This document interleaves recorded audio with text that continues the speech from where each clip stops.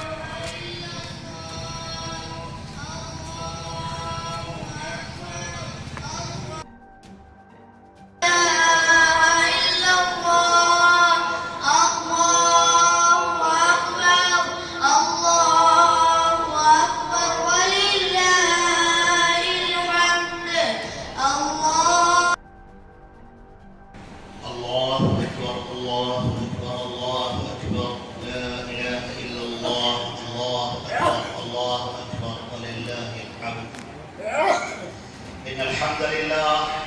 نحمده ونستعينه ونستغفره ونؤمن به ونتوكل عليه ونعوذ بالله من شرور أنفسنا ومن سيئات أعمالنا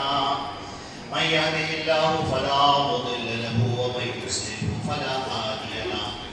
وأشهد أن لا إله إلا الله وأشهد أن محمدا عبده ورسوله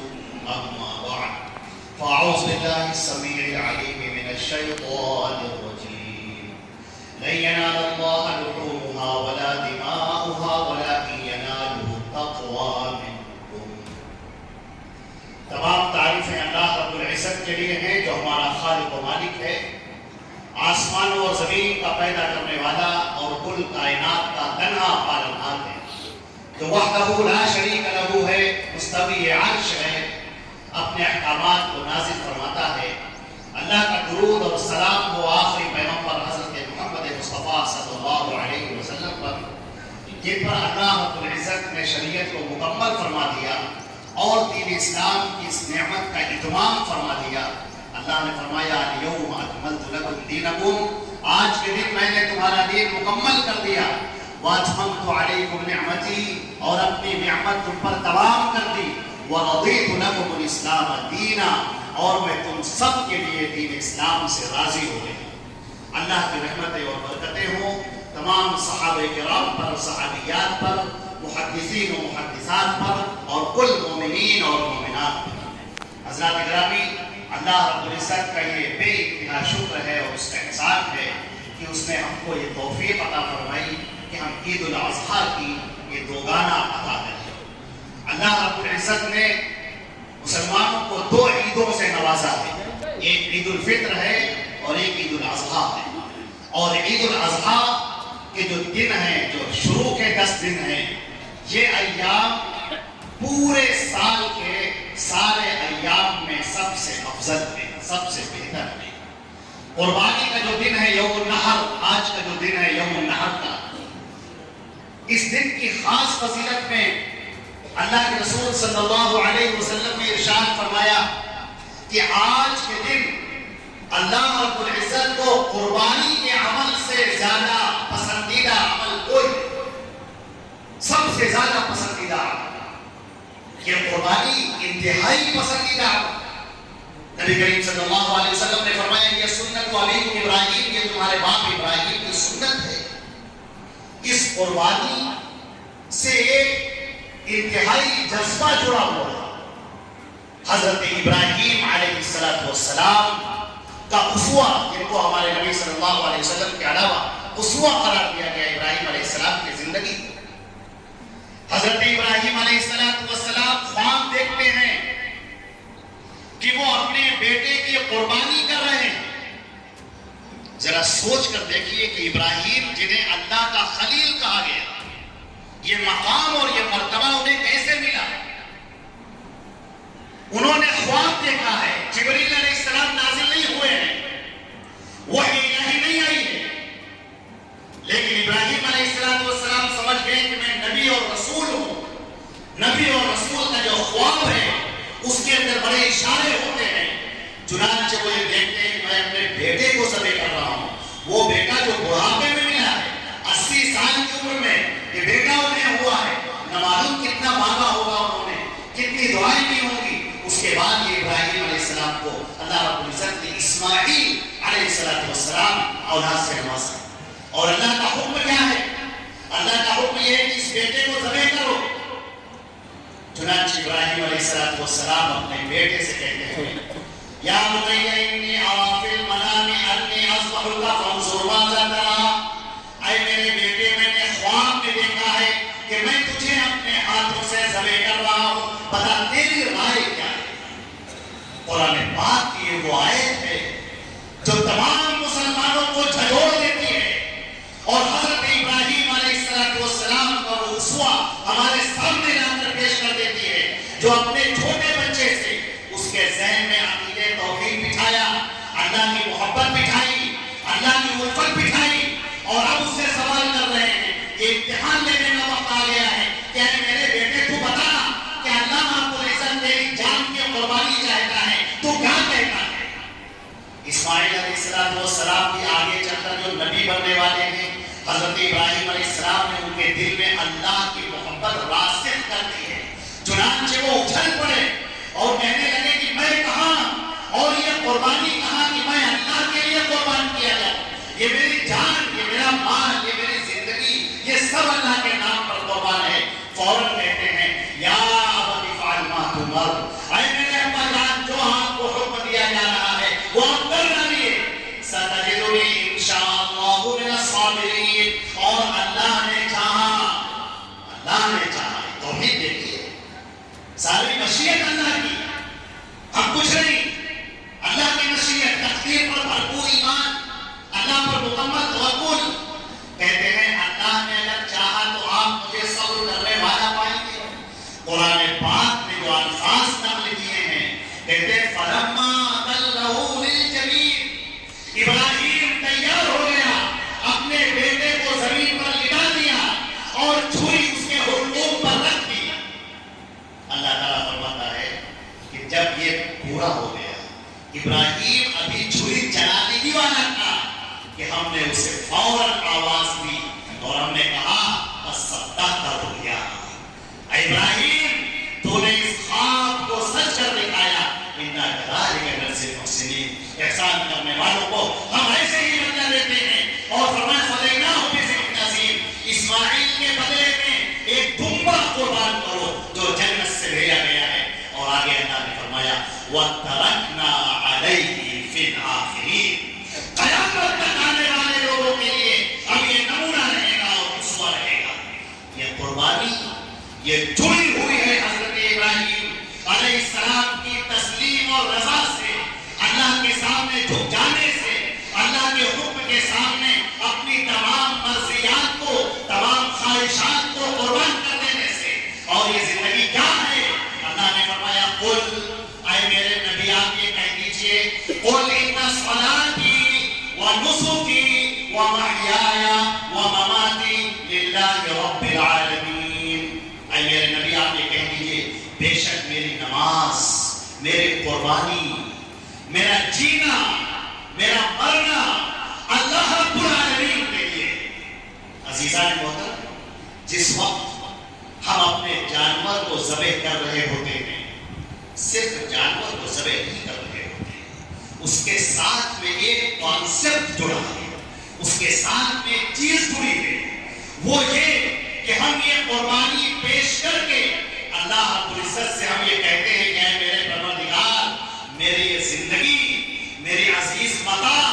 میری ہر چیز، اے میرے رب تیرے نام پر قربان ہے، میں تیار ہوں اپنی اس جان کو تیرے نام پر دینے کے لیے، اپنے مال کو تیرے نام پر لٹانے کے لیے، میرے عزیز سے عزیز شے،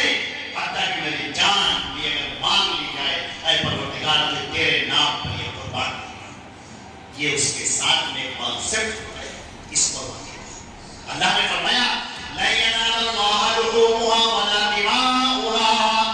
یہ جو تم قربانیاں کرتے ہو ان کا خون، ان کا گوشت یہ اللہ تک نہیں پہنچتا، ولکن ینالہ التقوی منکم، تمہارے دل کے اندر تقوی کتنا ہے، کس نیت سے یہ قربانی کی گئی ہے، تمہاری زندگی کا کردار کیا کہتا ہے، اللہ سے تمہارا معاہدہ کتنا پکا ہے، توحید پر تم کتنے پختہ ہو، نبی کی رسالت پر کتنا عمل کرنے والے ہو، یہ اللہ کے نزدیک تمہارا کردار پہنچتا ہے، تمہاری نیت پہنچتی ہے، تمہارا عمل پہنچتا ہے، جو تم نے نیت کی ہے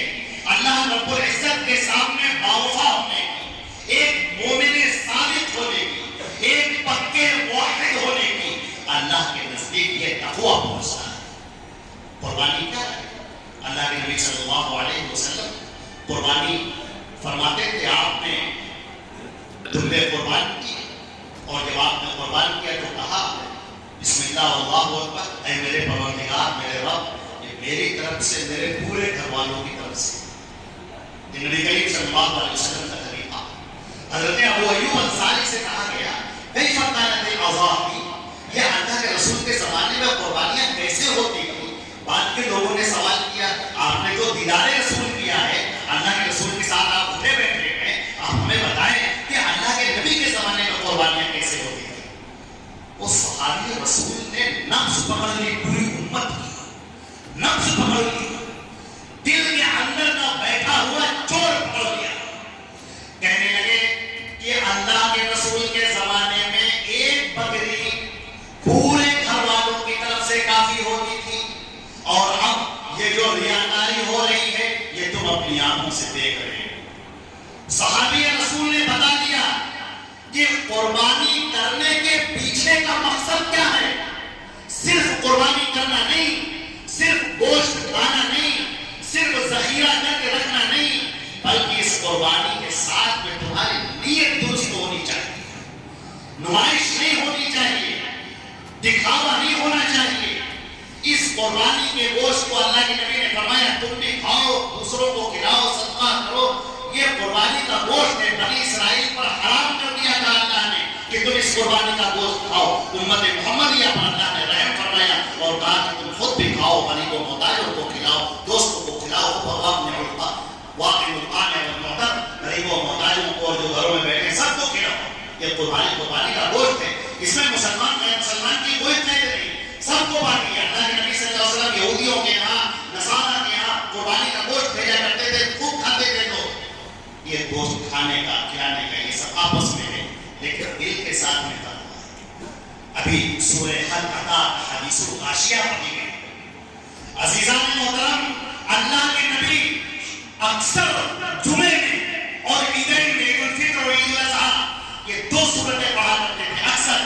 جو ابھی امام صاحب نے تلاوت کی، حافظ تلاوت کی، حافظ اللہ نے تلاوت کی، سبح اسم ربک الاعلی اور حل عطا حدیث الغاشیہ۔ آپ ذرا غور فرمائیں کہ یہ لاکھوں کا مجموعہ جو اللہ کے رسول کے ساتھ میں ہے، قرآن پاک کی وہ آیتیں پڑھی جا رہی ہیں جو بہت پیغام دینے والی ہیں، سٹیک آیتیں ہیں۔ اللہ کی تسبیحات بیان کرو، اللہ کا ذکر بیان کرو، یہ زندگی چند دن کی ہے،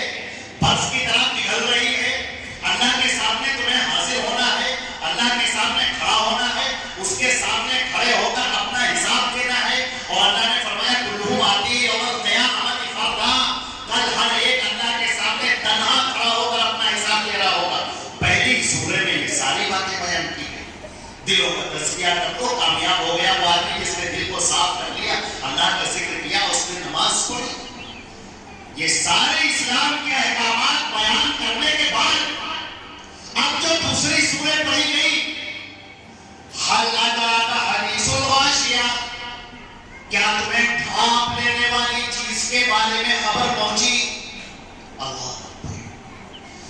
وجوہ یومئذ خاشعہ عاملۃ ناصبہ تصلی نارا حامیہ، کیا تمہیں ڈھانپ لینے والی چیز کے بارے میں خبر پہنچی؟ اس روز قیامت کے دن جب چہرے سب کے ڈرے ڈرے ہوں گے، ہوائیاں اڑ رہی ہوں گی، کتنے ہی ایسے عبادت کرنے والے، محنت کرنے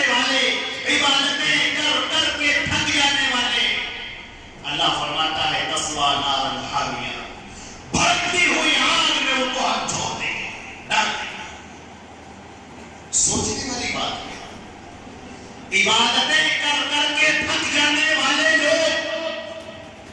अल्लाह फरमाता है कि हमें इन इबादतों की तुम्हारी कदर ना होगी, कल क़यामत के दिन तुम्हारे नाम और अमाल हम तोड़ेंगे भी नहीं।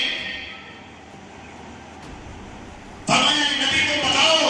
कुल हल नुनब्बिउकुम बिअख्सरिना अमाला, ऐ नबी क्या हम तुम्हें कह दीजिए कि क्या हम तुम्हें बताएं सबसे ज्यादा अमल करके घाटे में रहने वाले लोग कौन हैं?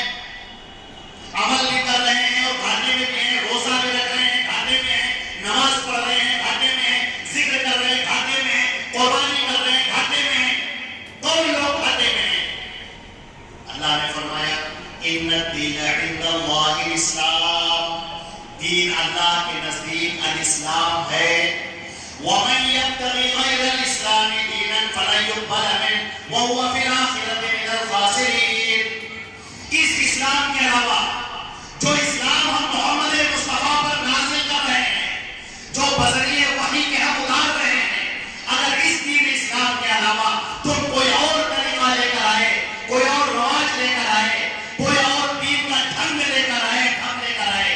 अल्लाह फरमाता है फलन युक़बल मिन्हु, तो वो कबूल न किया जाएगा, व हुवा फिल आखिरति मिनल खासिरीन, और आखिरत में ये खसारा उठाने वालों में से होगा। अज़ीज़ान मोहतरम, एक पैगाम जो सबसे अहम है, इस जिंदगी का महवर है, इबादतों की जान है, जिंदगी की रूह है, पूरे इस्लाम का निचोड़ है, वो है वमन युतिइर रसूल फक़द अता अल्लाह, जिसने रसूल की इताअत कर ली उसने अल्लाह की इताअत कर ली। ऐ ईमान वालों, अल्लाह की और उसके रसूल की इताअत करो और अपने आमाल को बर्बाद मत करो, ज़ाय मत करो। अज़ीज़ान मोहतरम, मैं आप सबसे दरख्वास्त करता हूँ, सारे बैठे हुए ख़वातीन से, मर्द से, बच्चों से, बूढ़ों से, सबसे दरख्वास्त करता हूँ कि जो मोहम्मद मुस्तफ़ा पर वही नाज़िल हुई, जो दीन इस्लाम अल्लाह ने उतारा, अपने नबी की ज़ात पर उतारा, उस इस्लाम को पहले सीख लीजिए, फिर अमल कीजिए।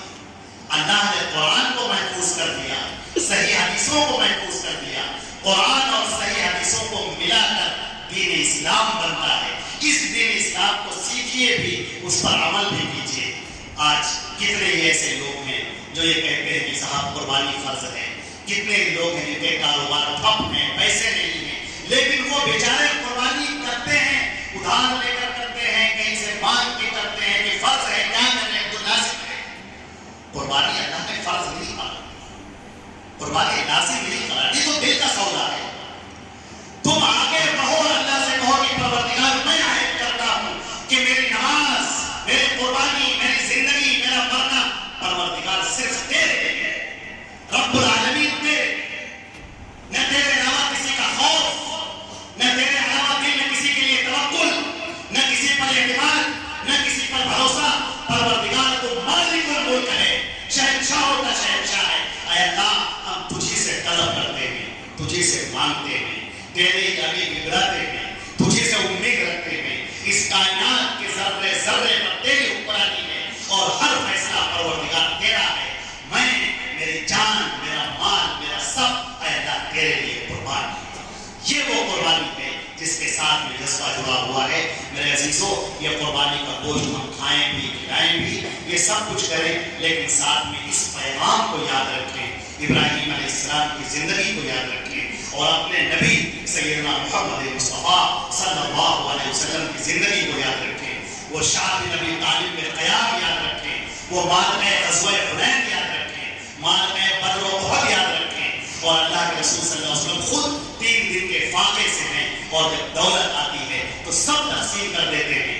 खुद भूखे रहकर दूसरों को खिलाते हैं, पड़ोसियों का ख्याल रखते हैं, अखलाक का आला तरीन मुज़ाहिरा करते हैं। यहाँ तक कि आपके दुश्मन भी ये कहते हैं कि मोहम्मद मुस्तफ़ा से बढ़कर अखलाक वाला हमने किसी को न देखा, न कभी झूठ बोलने वाले, न किसी के साथ बुरा सलूक करने वाले, मुस्कुरा कर मिलने वाले, हर एक के साथ अच्छाई करने वाले। ऐ मुसलमानों, तुम्हें भी अपने इस नबी के तरीके पर चलना है, हर एक के लिए खुशबूदार फूल बन जाना है जो खुशबुएं बिखेरता हो,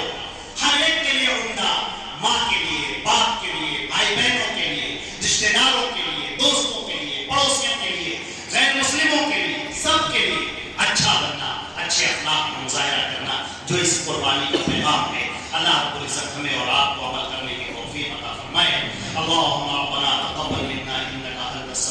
الرحيم اللهم ربنا اغفر لنا ولإخواننا الذين سبقونا بالإيمان ولا تجعل في قلوبنا غلا للذين آمنوا اے ہمارے پروردگار ہماری بخشش فرما دے ہماری قربانیوں کو قبول فرما دے یا اللہ یہ کوئی سال قربانی کی توفیق نہیں ہو سکی یا اللہ انہیں توفیق عطا فرما مال میں وسعت اور رزق میں کشادگی عطا فرما کہ وہ اگلے سال قربانی پیش کر سکے یا اللہ عمر میں برکت عطا فرما علم میں برکت عطا فرما عمل میں برکت عطا فرما رزق میں برکت عطا فرما اے اللہ اس امت محمدیہ کے لیے خیر کے فیصلے فرما دے یا اللہ اس پوری امت کے اوپر اپنی رحمتیں برسا دے یا اللہ اس ملک پر اپنی رحمتیں برسا دے اس ملک میں خیر کے ہوائیں چلا دے امن و امان عطا فرما دے اے اللہ ہمارے ملک کو بلند ترین فرما دے اے اللہ ہمارے اوپر سے پریشانیوں کو مصیبتوں کو دقتوں کو آفتوں کو اے اللہ دور فرما دے گھر گھر کے اندر سکون اور اطمینان عطا فرما دے اے اللہ لڑائیوں سے جھگڑوں سے چپلشوں سے ایک دوسرے سے بغض اور نفرت اور حسد اور عناد سے اے اللہ ہماری حفاظت فرما اے اللہ اپنے فضل و کرم سے ہماری دعاؤں کو قبول فرما اقول قولی ھذا استغفر اللہ لی ولکم ولسائر المسلمین من کل ذنب فاستغفروه انه هو الغفور الرحیم والسلام علیکم ورحمۃ اللہ.